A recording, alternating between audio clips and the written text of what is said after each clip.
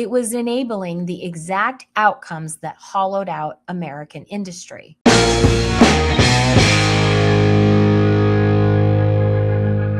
Today, President Trump made a decision that a lot of people are going to misread as a failure. He let the deadline pass on renewing the USMCA, the trade agreement he himself negotiated with Canada and Mexico back in his first term.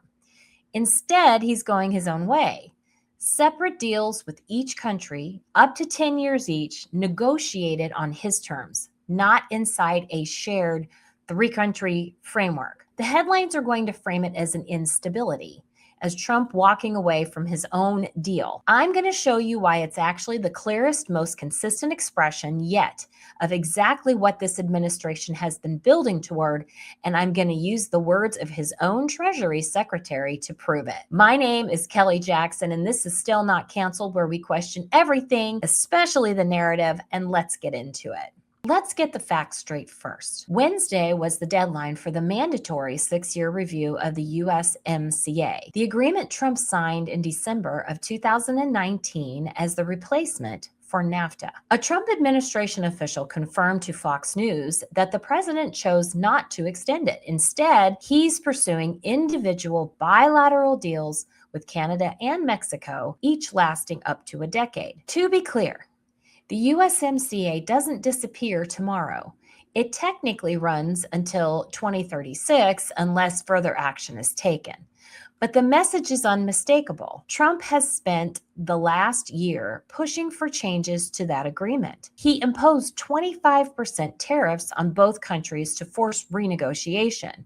And rather than accept a watered-down extension of a three-country framework, he's opting to negotiate one-on-one where the United States has maximum leverage. Remember, he wrote The Art of the Deal. This is coming right on the heels of something else worth noting. Analyst Stephen Moore has already pointed out that Canada has been prioritizing tariff relief over actually fixing the trade agreement itself. In other words, Canada wanted the pain to stop without changing the system that caused it. Trump just told them, no deal. Now, here's where it gets interesting. Just a little while before this news broke, political commentator Susan Kokinda with Promethean Action. If you don't follow Promethean updates on YouTube, I highly recommend it. Broke down a speech that Treasury Secretary Scott Bessent gave at the Reagan Economic Forum. And if you listen to what Bessent said, you can see this USMCA decision coming from a mile away. This wasn't improvised. It's the execution of a stated philosophy. But I think for a U.S. Treasury Secretary to give the kind of speech that Scott Bessent gave last week is unprecedented in my lifetime, probably unprecedented in over 100 years. And I'll leave it to our historian friend Bob Ingram maybe to figure out when the last time we had a Treasury Secretary, I don't know if you have to go all the way back to Alexander Hamilton, maybe you do, to actually put some of these basic principles forward. So I've excerpted a couple of sections from the speech, and I'm going to run through them relatively quickly. This is from the very opening of the speech. He said, "The truth is that for too long, America had been asleep." That was the title.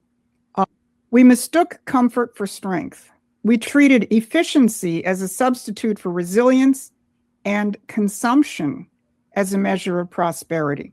We told ourselves that so long as goods were cheaper overseas, it didn't matter whether factories went dark in Michigan, Ohio, or Pennsylvania.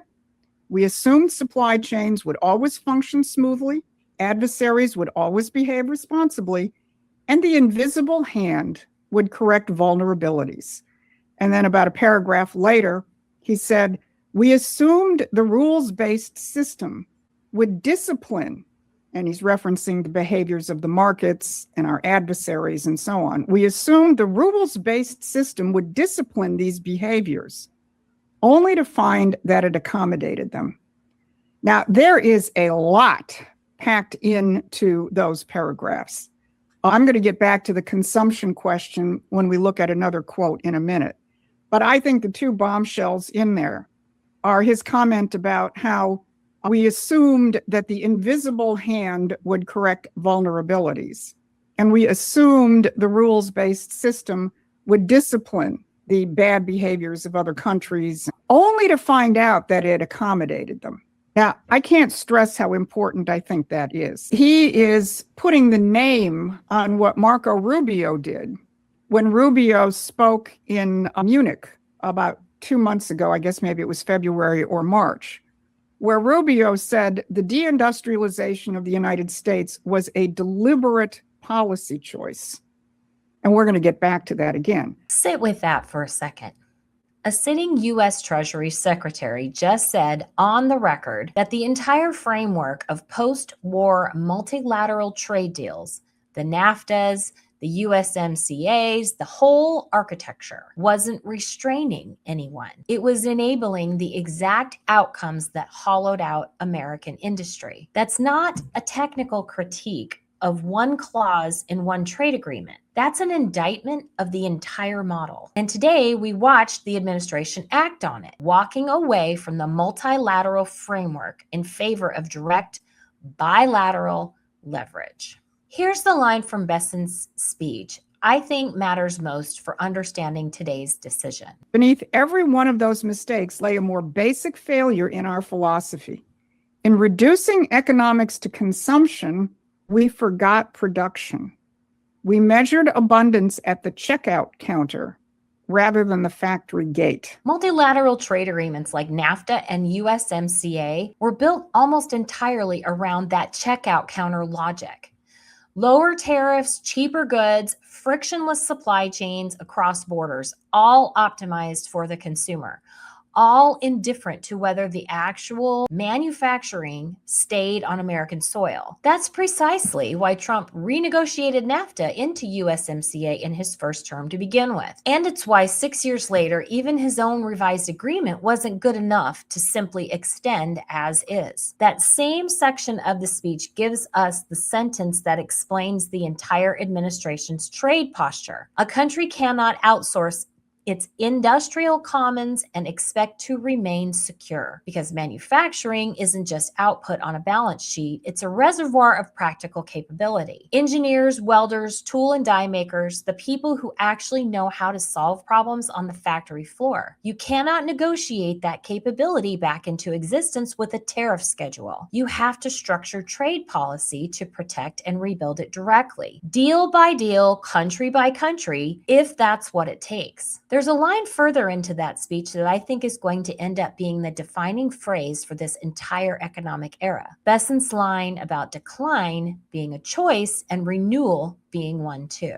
And he then says, all we needed was a government willing to declare that as decline is a choice, again, similar to what Marco Rubio said, renewal can be one too. That's what today's announcement is in one sentence. The easy path was just to extend the USMCA, kick the tough negotiating fights further down the road, keep the framework everyone's used to. That would have been the path of least resistance, comfortable, familiar, and exactly the kind of decline by default Bessent was describing. Instead, Trump chose the harder path. Blow up the safety of the existing three-country structure and force two separate, harder negotiations, each one built around what actually benefits American production, not what's most convenient diplomatically. And this connects to something else Kokinda was making the case for in that same segment, that this whole economic approach is not a laundry list of conservative policy positions. It's a wholesale replacement of one economic operating system with another. She made the point that Trump endorsed candidates in these midterm primaries, she was talking about the Paxton race in Texas, are winning specifically because voters see them as continuing this revolution, not just checking conservative boxes. The USMCA decision is exactly the kind of thing that revolution has to include. You can't claim to be rebuilding American industrial capacity while also just rubber stamping the trade architecture that hollowed it out in the first place, even if that architecture has your own name on it from 6 years ago. Trump's willingness to walk away from his own first-term deal rather than defend it out of ego or convenience is actually the strongest possible proof that this is about outcomes, not legacy. So here's what to watch for over the coming months. 2 separate negotiating tracks, one with Canada, one with Mexico, each up to 10 years. Watch whether Canada, which has been more interested in tariff relief than structural change, comes to the table seriously or keeps stalling. Watch whether Mexico, the single largest source of U.S. imports, gets more favorable or more restrictive terms depending on how it handles issues like manufacturing content requirements and supply chain security, the exact things Bessent flagged as strategic vulnerabilities in his speech. And watch the political messaging, because if Bessent's framing is any indication, the administration isn't going to sell this as we couldn't get a good enough deal. They're going to sell it as we chose leverage over comfort. Exactly the producer versus consumer sovereignty versus dependency framing Bessent laid out. That's the story they want told, and now they have a real decision to point to as proof. 6 years ago, Trump signed USMCA and called it the best trade deal ever made. Today, he let it expire rather than accept it as good enough. If you're confused by that, you're still thinking in the old system Bessent described at the top of that speech. Cheaper is always better, extension is always safer. This administration is telling you in plain language now that it isn't playing by that logic anymore. Decline is a choice. So apparently is walking away from your own deal when it's not good enough anymore. That's it for this one. Again, my name is Kelly Jackson. This is still not canceled. Please hit the like and subscribe and join this community. I would love to have you as one of my first 100 subscribers. And I will see you next time. Bye-bye.